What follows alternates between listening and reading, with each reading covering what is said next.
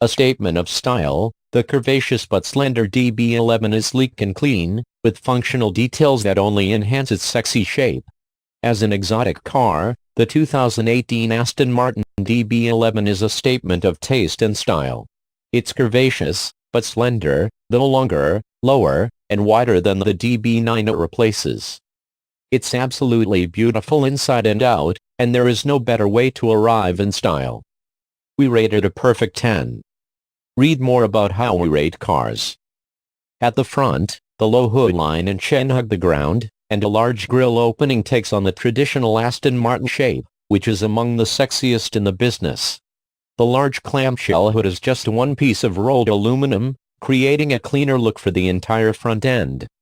The body's slender center section is largely unadorned, though it has a character line along the bottom that kicks up quickly, then rises at a shallower angle to take some visual weight off the side of the car.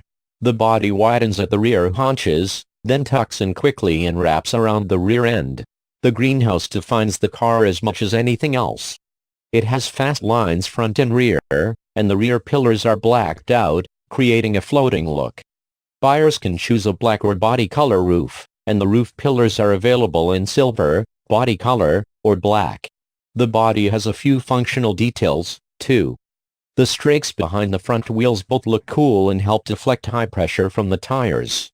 The deep inlets around the rear windows direct air into the car's aero blade, which sends it up through the trunk lid to create a virtual spoiler that improves the aerodynamic elements of drag and downforce.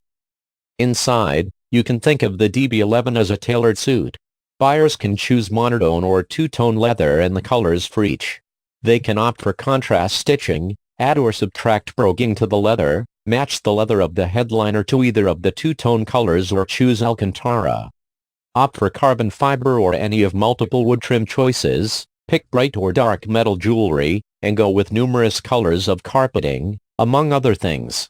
The dashboard layout is familiar to Aston Martin fans. The start button is on the center stack, where it is flanked by the PRND buttons for the transmission.